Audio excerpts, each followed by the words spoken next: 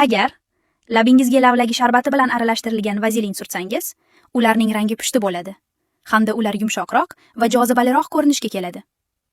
Agar tirnoqlaringizga muntazam ravishda guruch suvi bilan aralashtirilgan vazelin surtsangiz, tirnoqlaringiz uzun, juda mustahkam va sinmaydigan bo'ladi. Agar kipriklaringizga zaytun moyi bilan aralashtirilgan vazelin surtsangiz, ular qalinlashadi va sizga endi tush kerak bo'lmaydi. Agar vazelinni bolalar moyi bilan aralashtirsangiz, u terini namlaydi va pigmentatsiyani ochaytiradi. Agar kofeni vazelin bilan aralashtirsangiz, ko'zingiz ostidagi qora halqalardan xalos bo'lasiz va ko'z osti sohalari oqaradi. Agar qoshlaringizga har kuni va muntazam ravishda maydalangan sarimsoq bilan aralashtirilgan vazelin surtsangiz, qoshlaringiz qalin, sog'lom va chiroyli to'liq bo'ladi. Agar tovonlaringizga lavlagi suvi bilan aralashtirilgan vazelin surtsangiz, ular yosh bolaning oyog'idek pushti rangga kiradi. Agar vazelinni iste'mol sodasi bilan aralashtirsangiz, tanangizdagi har qanday qora sohalardan xalos bo'lasiz.